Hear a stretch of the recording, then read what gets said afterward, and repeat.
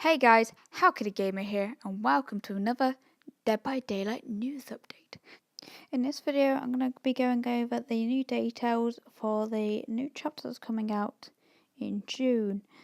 I'm also going to do another video about store and customization options. So, starting things off, the chapter 8, is known as Curtain Call. We've already met the survivor, who is one Kate Denson. The name might be familiar to a lot of people. It was originally data mined from the Nightmare on Elm Street chapter, and it was speculated that this new survivor would be released alongside Freddy. Didn't we know that it was going to be released in a separate chapter? Now we know.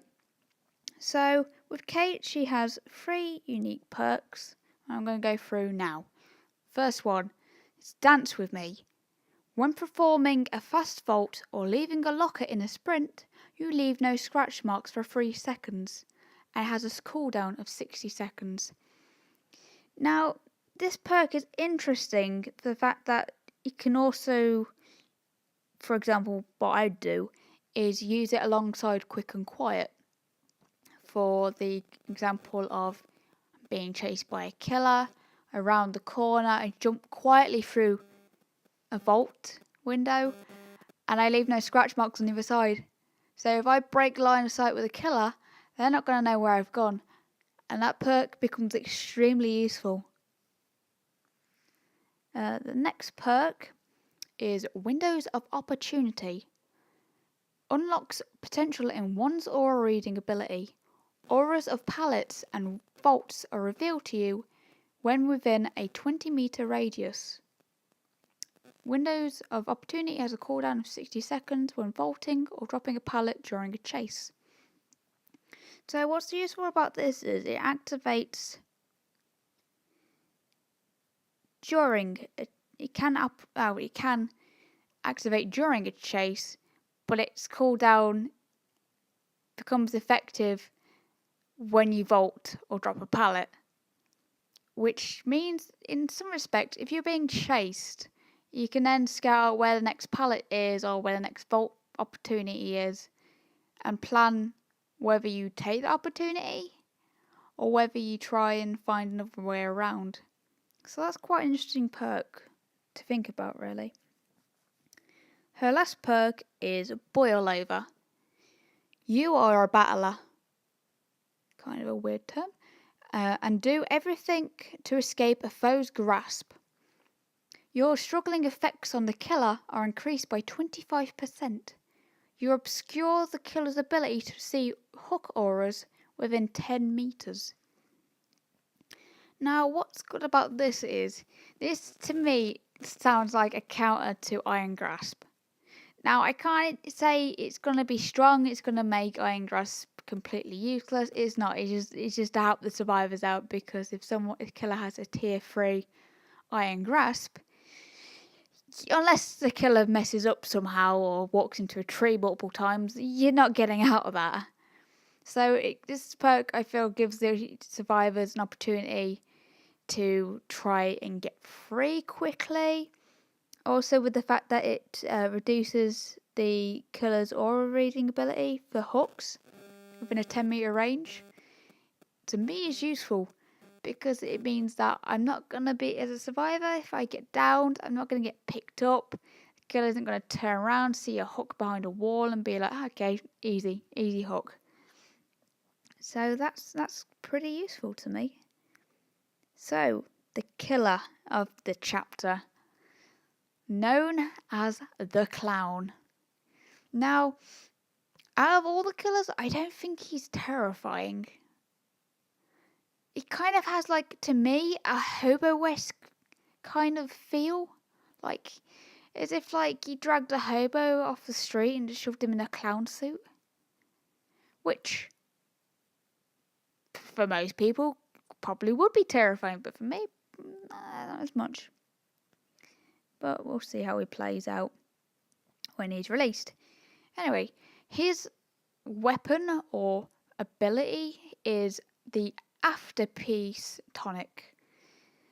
Throughout his years experimenting with anesthetics and muscle relaxants, the clown developed several effective concoctions and formulas. His favourite?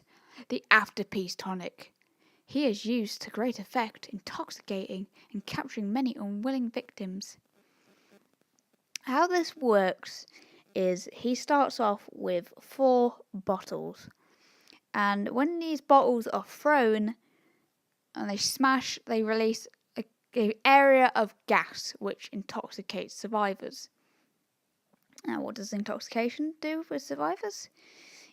Quite simply, intoxicated survivors will suffer from impaired vision, reduced movement speed, and involuntary coughing for 1.5 seconds. So basically, you'll probably get blurry-eyed, will probably be a bit disorientated where you are, be slower, and you'll be audibly coughing so the killer will be able to know where you are. Kind of like, I just imagine that's kind of good because it's a counter to whatever, I can't remember the name of it, but Jake's specific perk where you make no sound if you're injured. So I can see this perk working well, this ability working well to counter that if people ever choose to put that on, which I've actually never seen many people put that particular perk on, but I digress. So I'd be interested to see with this whether this is sprint burstable out of, or whether you can sprint burst but you still get caught up in the gas.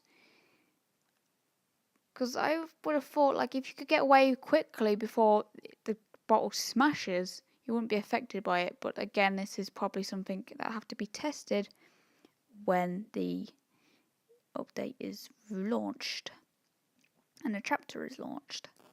So the clown's abilities, the clown's perks, should I say, are as followed. Agoraphobia. Your presence alone instills great fear. Survivors within your terror radius have a 30% penalty to healing progression speed. This is going to be a good perk to use alongside Nurse's Calling. I can see this being quite useful, especially to stop people from grouping up, mass healing, like group healing. Because with that reduced healing progression, there's a chance you'll find them before they're fully healed. Which means you'll have more of a chance of getting them down, getting them hooked, getting them sacrificed, getting them out of the match. So, useful perk. His next perk is Goes the Weasel. A deep bond with the entity unlocks great strength. After hooking a survivor, the next generator you break is instantly regressed by 15% of its total progression. Normal generator progression applies after the damage is done. It is active for 30 seconds after a survivor is hooked.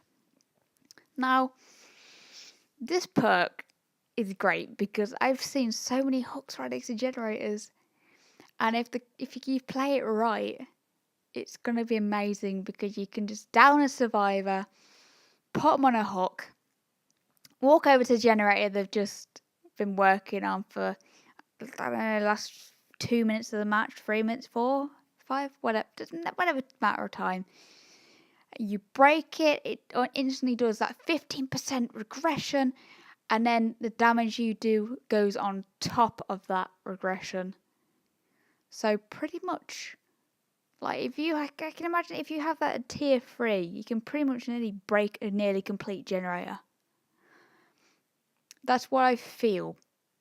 I don't know if that's the case. I've not actually been able to get on the PTB myself, purely because I don't have a PC, so I've just been taking screenshots. And the third perk he has is Bamboozle. Oh my god, I love that name. That's so amazing. Right, so your vault speed is 5% faster. Performing a vault action calls upon the entity to block that vault location for 8 seconds.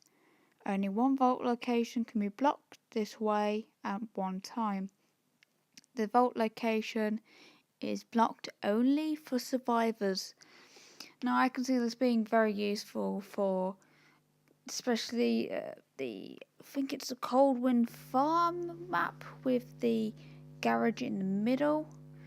The amount of times I struggle to catch a survivor because they die from one window on one side to the other is completely ridiculous. So hopefully this perk helps to slow that survivor down, even just a little bit.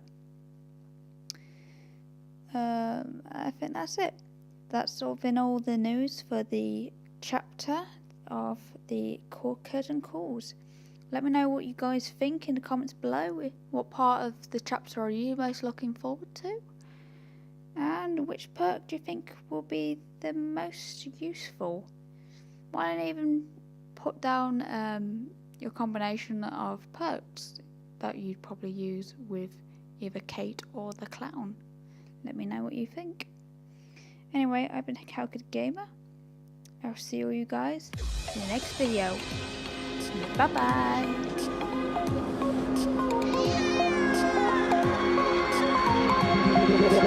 Feel me like a Hellcat.